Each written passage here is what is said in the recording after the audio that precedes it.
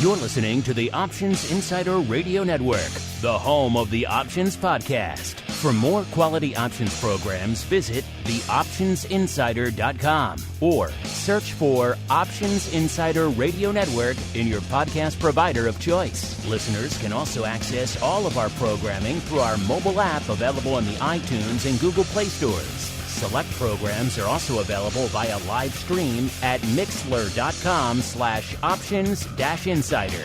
That's mixlr.com/options-insider. Don't forget to follow along with your favorite programs and submit your own questions for the hosts at twitter.com/options, stocktwits.com/options, facebook.com/theoptionsinsider, or via questions at theoptionsinsider.com.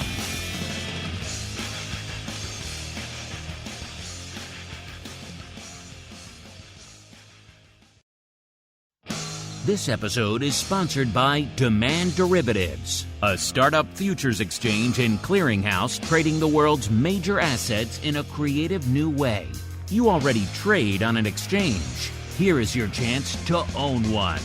Before they approach large strategic partners for funding, the pioneering team at Demand Derivatives launched a crowdfunding portal so that regular traders have the chance to buy shares.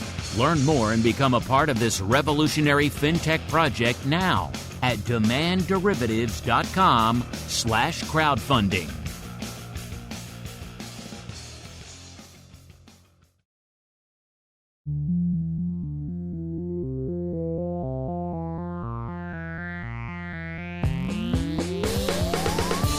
Join us now for the expert source for inside information on the options markets. It's time for Options Insider Radio with your host, Mark Longo.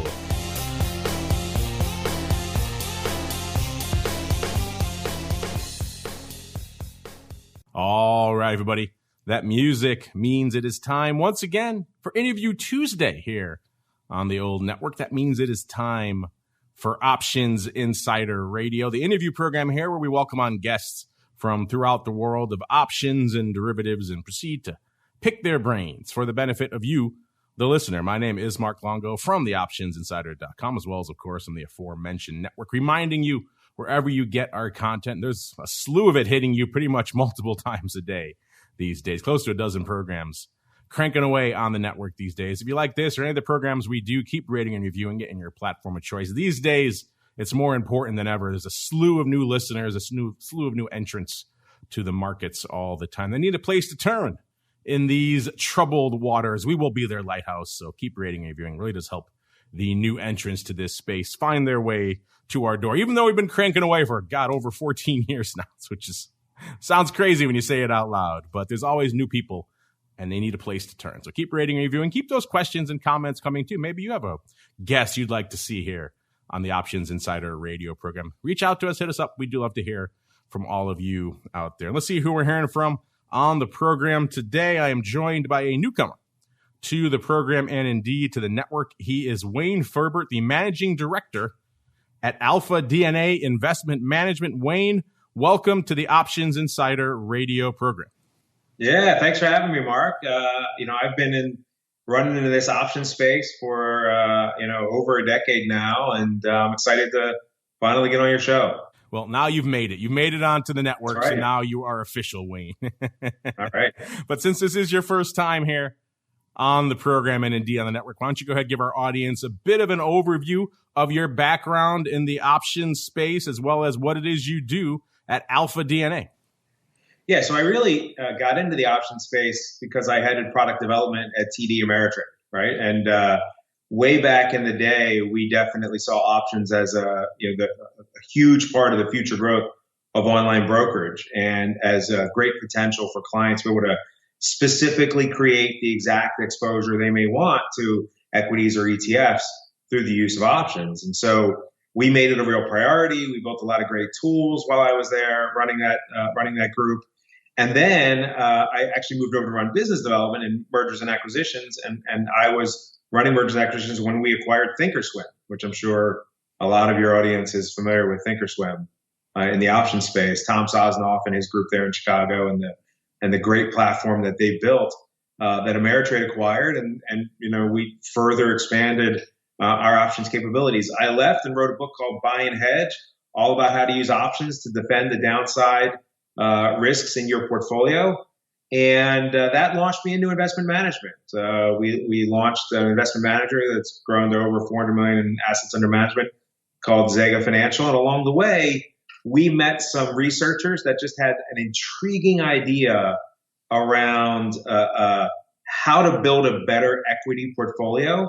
And with my experience around how to better defend an equity portfolio, we combined those together to make Alpha DNA Investment Management. So I left the firm Zega and started pursuing this Alpha DNA Investment Management full time back in 2017. And we had actually been incubating these strategies as part of Zega from 2014. And so now basically what we're doing in Alpha DNA is we're building hedged equity strategies. So we have long equity positions, and then we build index hedges to defend the downside.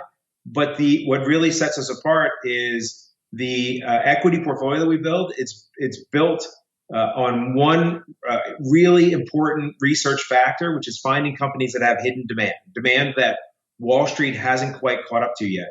And we find that demand through a very advanced implementation of machine learning, artificial intelligence, and alternative data sources. And that's really, to me, I feel like I was very lucky to be on the leading edge of how options were being adopted in the marketplace through TD Ameritrade and my exposure to Thinkorswim and all those groups. And now I think machine learning is going to have a similar effect on the world of investing. And I'm glad that I'm on the leading edge of that now too. Well, a lot to unpack there. I'm going to get into everything you just mentioned about the ETF and the hedging and all that fun stuff. Before we do that, you mentioned your book. It was pretty popular back in the day, sold a few copies out there. So some of our audience may be familiar with it, but I'm sure a lot of the newcomers probably aren't. Let's do an overview because I think that will give us some idea of the genesis, the origins of the techniques, the approaches you're using with this ETF. So hit us really quickly. What are your 5 iron rules and how do you figure your hedging and option strategies into that? Yeah. So the 5 iron rules, we're all about, how to defend the downside of your portfolio, right? They've kind of changed over time, but if you read the book, you'll still get a lot of value out of it. Really, buy and hedge. If you see the book's title, you'll see it says buy and hold. The hold is scratched out, right? And because it's meant to say buy and hold is sort of this dying sort of approach to investing. You've got to be actively managing your downside risk. And so that is really ultimately what the book is about, is always being invested while always being hedged, right? And so Buy and Hedge was published by the Pearson Group. You might remember the little penguins on the back of your textbooks in college, right? Same company. If you read the book, you're going to find that, we're very interested in things like married puts, right? Or techniques where, we're straddling the stock, or techniques in which, we have a covered call and narrow in the return profile that your particular stock or your index might expose you to, right? And we walk you through all the techniques for building that. We even walked you through some techniques that back then, I don't think when we wrote this book over 10 years ago, people didn't talk so much about the concept of a buffered strategy, but some of the strategies that we've promoted over the years to the book were sort of precursors to the buffered strategies that are popular now, which is to say, your protection kicks in at some level, maybe 10% below where the market is, and it protects you for, let's say, the next 10 or 15% of downside. But then but then the protection stops, and your losses would continue again if the markets actually were to proceed all the way 25% down or more. So, it is the ultimately what you got to care the most about, right? With our approach is being always invested, but being always hedged. Always ask yourself, do you have the proper protection in place, right, for your particular portfolio? Well, I can guarantee very few people talk about hedged equity these days, even. So over a decade ago, Wayne, I'm certain you were one of the few out there, certainly in the book realm, talking about this stuff. Let's get into what you're working on now. Of course, you mentioned it, this new ETF. Sounds like an interesting partnership you have going on there, diving into the world of machine learning, using machine learning to effectively determine equity sentiment. That's what you have. You have an equity sentiment ETF. Then you combine what you were just talking about, the hedging strategy. So our audience likes to get into the weeds, Wayne. I guess first let's start with the underlying, how you're using machine learning to really determine, like you mentioned, this hidden demand, find these diamonds in the rough, and then what option strategies are you applying on top of that? Yeah, so like you mentioned, our ETF does have the word sentiment in it. The ticker symbol is SENT from AdvisorShares, and that is because we are measuring the sentiment, both the Wall Street analyst sentiment and then what we often refer to as the digital sentiment of underlying customers and consumers to the companies that they're interacting with, right? So we are a hedged equity strategy, and hedged equity implies two parts, right? You have an equity part and you have a hedge part. So like you said, let's focus on the equity part first. We are building it using machine learning. We are trying to identify companies that are growing faster than the Wall Street analysts currently are forecasting that they're growing, right?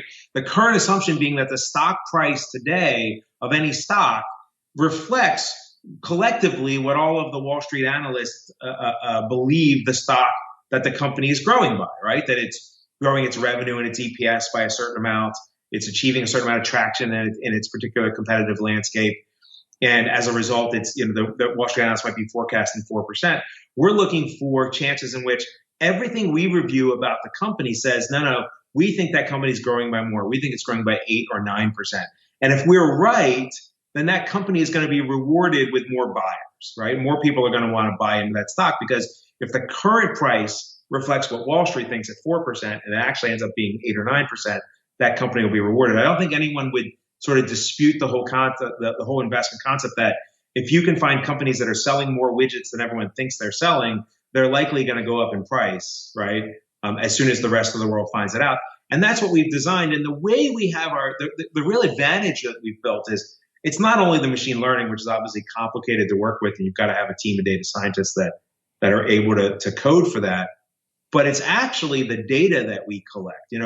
We basically collect the digital footprint and have been collecting the digital footprint of nearly the entire Russell 3000, of all the companies in the Russell 3000 since 2011. And by digital footprint, I mean the web traffic, the search results, for key brands associated with the company, the app usage, app downloads, the social media mentions, tweets, retweets, follows, unfollows, right?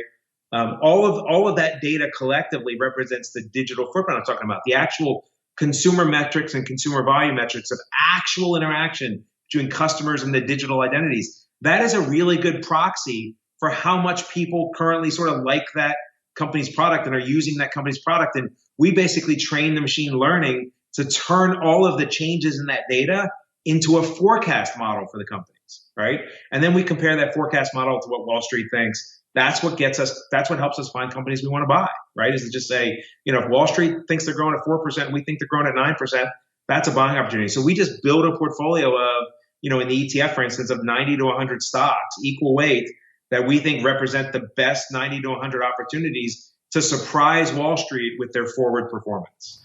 So that's the underlying, that's the sentiment portion of it. Now, a lot of our audience obviously coming to the door also for the hedging, the hedged equity components of this ETF. So walk us through that. How do you structure the hedged components of this ETF? So the portfolio is about 40% large cap and about 60% mid and small cap, right? And so we build a hedge using both the SPY and the IWM. So the SPY is the S&P 500 ETF, the largest, most liquid ETF in the world. The IWM is an ETF on the Russell 2000, right? The small cap index, so that there's some mid cap stocks in there as well. And the IWM is the largest ETF version of the Russell 2000, right? They both have very liquid options markets. And so we regularly buy long puts. We basically run a delta hedging program. Your listeners will be familiar with anything, with that sort of a description of a hedging program. We're looking to buy hedges on both the S&P 500 ETF and the Russell 2000 ETF at around 120 days from expiration. And we look to roll them with about 60 days to go, which means we're resetting the hedge 6 times a year. That's a very sensitive approach to hedging, right? I mean, to have your hedge reset based on how markets go up and down 6 times a year is going to make it very sensitive to the outcomes of the market, right? It's around a 30 delta hedging program. So it's out of the money when we buy them, but 30 delta is on that inflection point, right? I mean, 30 delta, if the markets tend to move up or down violently from an entry at around 30 delta, you're gonna see a real change in the delta pretty quickly, particularly if the markets go down. That negative 30 delta, right, of the put is going to accelerate to the minus 50 pretty quickly. And then we look for opportunities to take profits in the hedges. I always tell people, if you're in a hedged equity strategy, you better have a hedged equity manager that takes profits from the hedges when they're presented, when hedges go in the money, right? Because otherwise you're just in a low volatility strategy. You're just going to ride the hedge up and down as the market goes up and down. And it's just going to cost you money over time. It's going to cost you theta, right? It's going to cost you time value. And that's not what we want here, right? We want to make sure you get profits. And when you get those profits, that's because the markets are down. You reinvest those profits in the stocks that we like, the stocks that I just told you about, the ones that are creating the hidden demand. And so that hedging program, it's very sensitive, rolled regularly, way more sensitive than the average hedged equity program. And historically, the reason this has worked for us, Mark, is the equity portfolio has produced enough alpha, right, enough excess return to pay for the cost of the hedges. And that's really what's helped set us apart in the hedged equity space. Wow, you automatically got to my next question, which is, of course, when time anyone asks about hedging, the next question is, of course, how are you going to pay for it, right? Because the traditional concept of hedging is that it's a fairly substantial drag on your portfolio. Traditional S&P, roughly 5% out of the money put, going to cost you somewhere around 8+% a year if you keep doing it every few months out there. So that's obviously a big concern to a lot of people. You're not utilizing any sort of income component there. You're not going the collar strategy. You're not going the put spread strategy. You're not going ratio put spread. You're not doing collar with the put spread. None of those.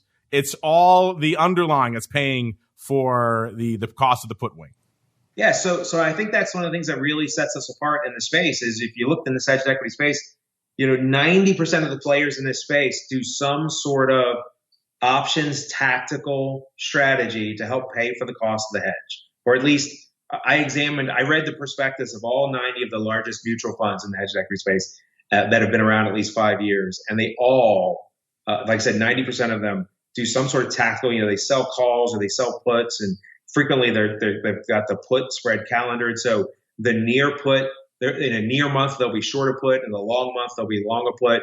That's the protection. But oftentimes the short put in the near month is actually closer to the money than the long put in the outdated month, which means in a violent down market, you're going to actually experience a worse outcome for your clients, right? And what we find in our examination of the hedged equity space is for most of the players that do that, that options premium selling does not add value. And it's not that you can't do well selling options premium. It's just experience tells us it's really difficult to consistently do it well across an index. It's easier to do it well across individual stocks, particularly just because of the sort of asymmetric nature of the payoff of options on individual stocks versus indexes, which tend to have lower volatility, right? And so we step up and we say, we put all of our effort not into trying to figure out how to sell you calls and puts to pay for it that might actually change the risk profile of the strategy, but instead we just put all the effort into, can we select better stocks, right? Can our AI and our data and our the data that we analyze produce better stock picks that help pay for it? And again, it's like I said, it's not to say that selling calls and puts is not a valid way to create income to pay for any strategy. It's just historically, when you look at the managers in the space, they haven't been that good at it. And so it's got to make you question, why that doesn't work.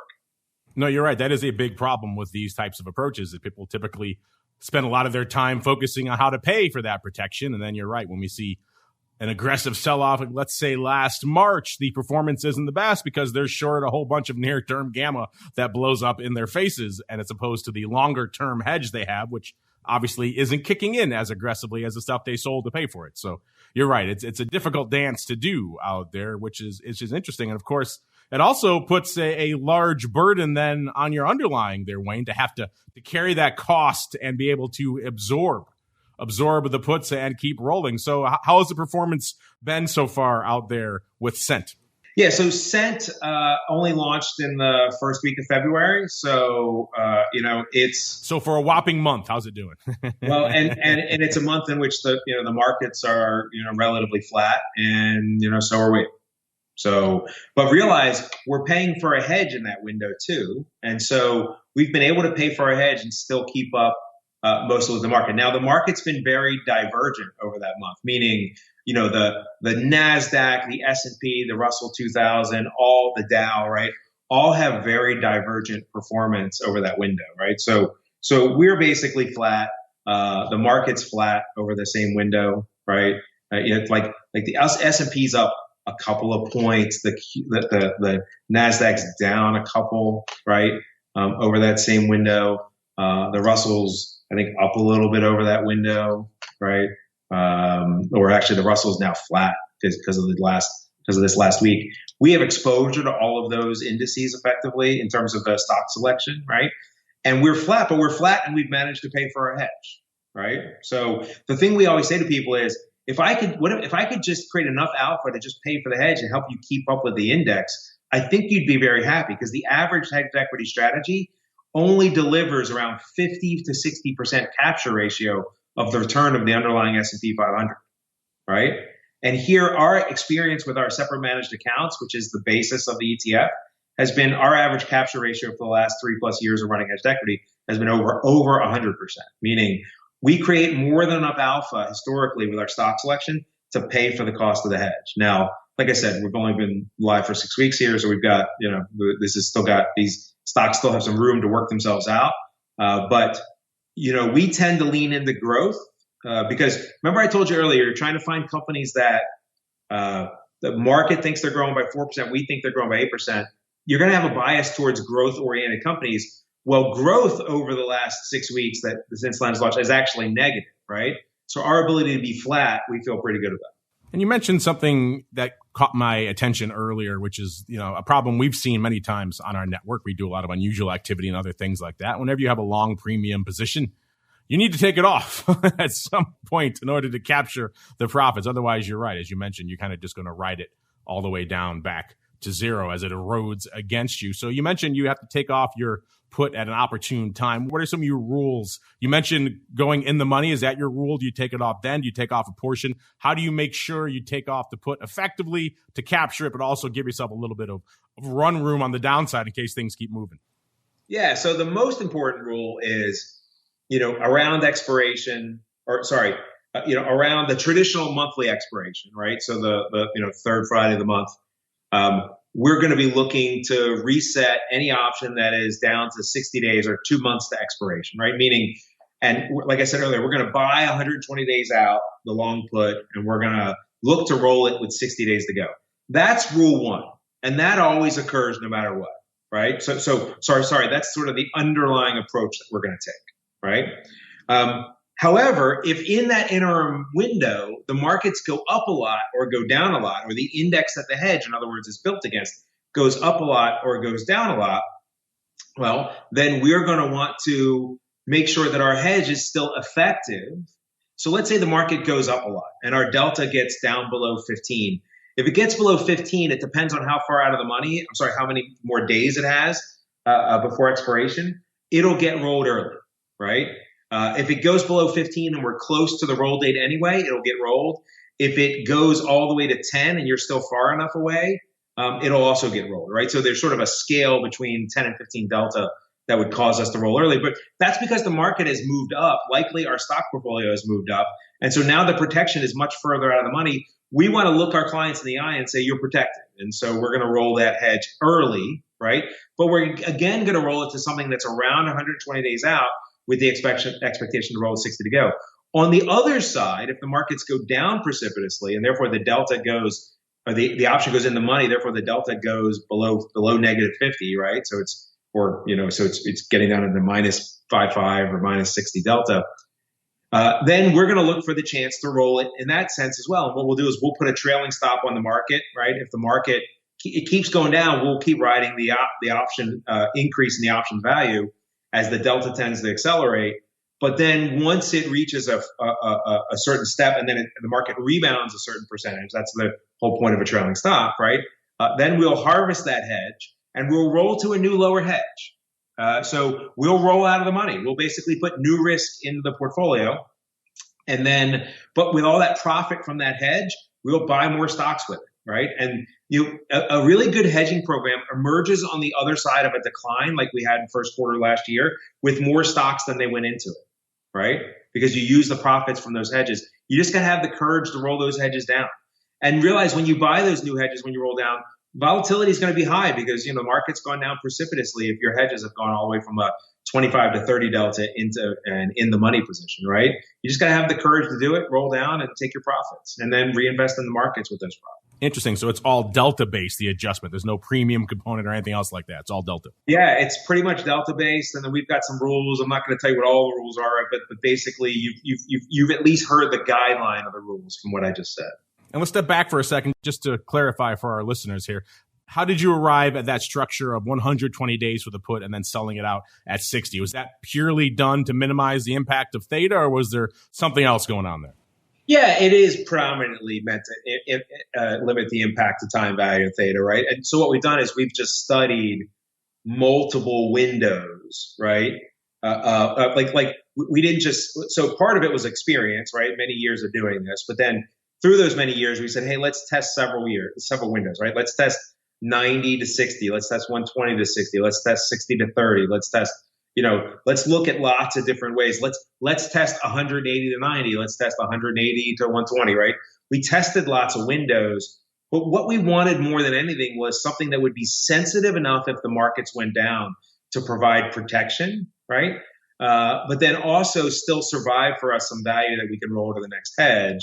And the most optimal window for us has turned out to be this, 120 to 60-day window. Now, Wayne, obviously we're discussing some interesting ideas here, but of course, something like buying a put, it's not new. The way you're constructing is a little bit different, but it's not a new strategy yet. As you kind of outlined at the top of the show, there aren't that many funds or even managers out there utilizing really any sort of option structure in their funds. You have a handful of covered call funds. You have a handful of hedged equity, and that's really kind of about it. So why do you think even now, a decade after you wrote the book here in 2021, where the options are more popular than ever, we saw volume last year that blew the doors off anyone's even wildest estimates out there. Why do you think even now in this environment, these types of funds and ETFs are still fairly rare?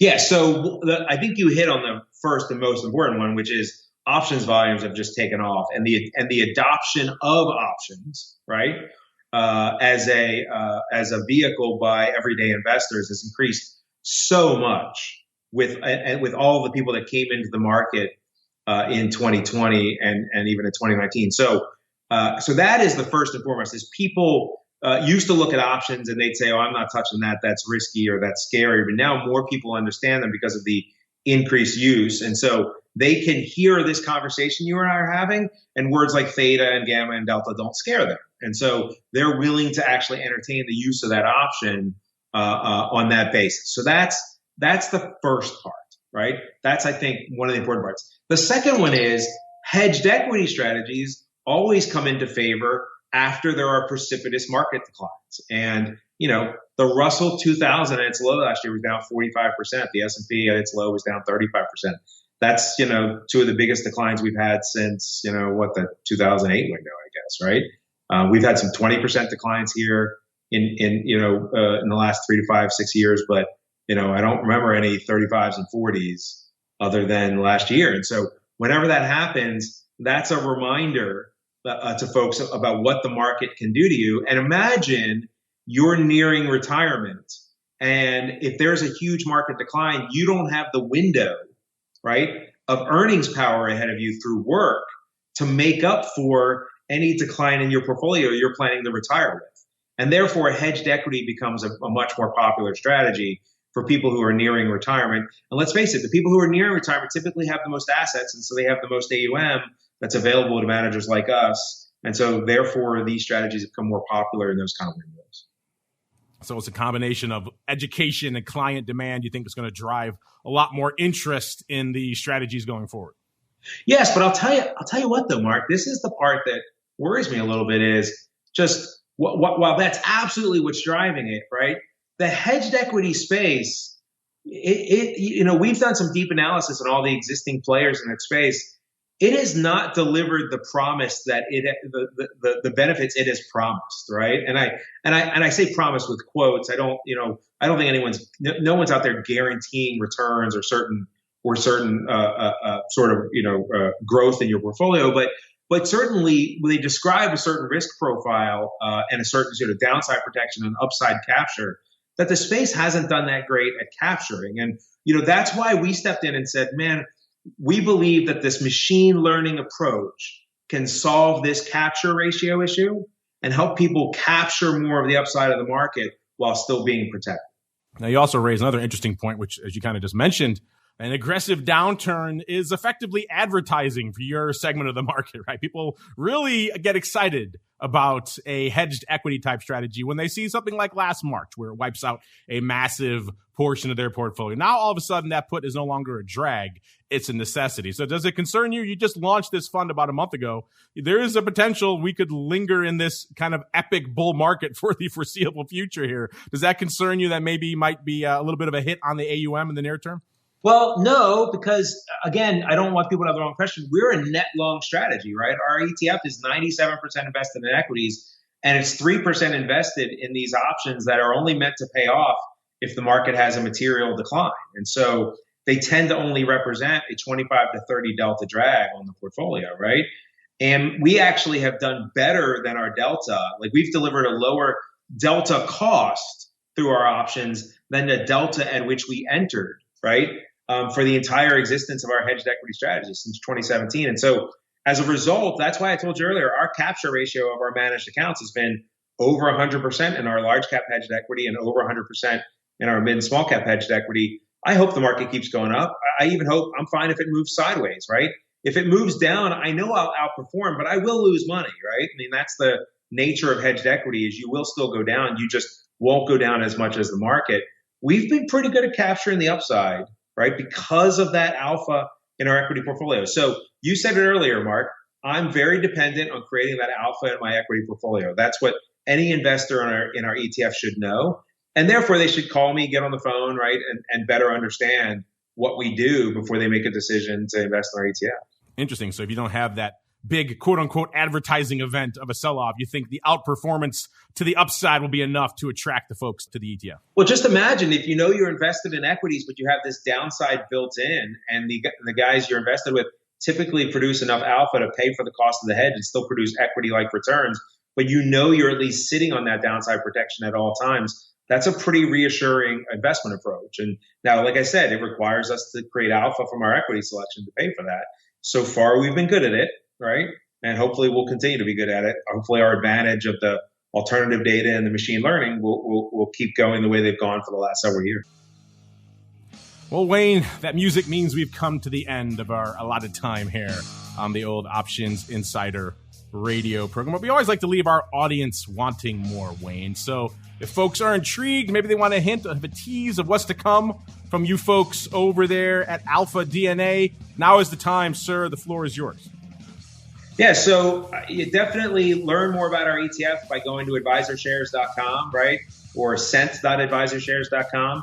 The ETF is the easiest way to get exposed to what we do. Or go to alphadnaim.com and you can set up a time with me, or you can learn more about our strategies there. Hedged equity is definitely a great exposure to a core part of your portfolio, and the ETF is a great way to get there. There you go. Check them out. The AlphaShares ETF here. And of course, we have a hedged equity sentiment ETF, ticker symbol just CENT. You can look for it on all of your various platforms. Just search for, as you mentioned, AdvisorShares.com is the place to go as well. Wayne, this was fascinating discussion. We always love to look at different approaches to the hedged equity space, and you certainly have an interesting one here. We'll look forward to it, and we'll look forward to seeing how it plays out in the marketplace in the coming months. Thanks, Mark. Appreciate it. And thanks to all of you out there for joining us today. Remember, a lot more than just interviews here on the network. Coming up tomorrow, we have Education Wednesday. You're getting a double dose of Options Bootcamp and Options Playbook Radio. Thursday, back to episode 2 of the Option Block, as well as, of course, TWIFO this week in Futures Options. Friday, no vol views this week, unfortunately, because we're off for the Good Friday holiday. But, of course, we're back again on Monday with the Option Block and the Crypto Rundown all the way through to Tuesday and another episode of Options Insider Radio. This episode is sponsored by Demand Derivatives, a startup futures exchange and clearinghouse trading the world's major assets in a creative new way. You already trade on an exchange. Here is your chance to own one. Before they approach large strategic partners for funding, the pioneering team at Demand Derivatives launched a crowdfunding portal so that regular traders have the chance to buy shares. Learn more and become a part of this revolutionary fintech project now at demandderivatives.com/crowdfunding.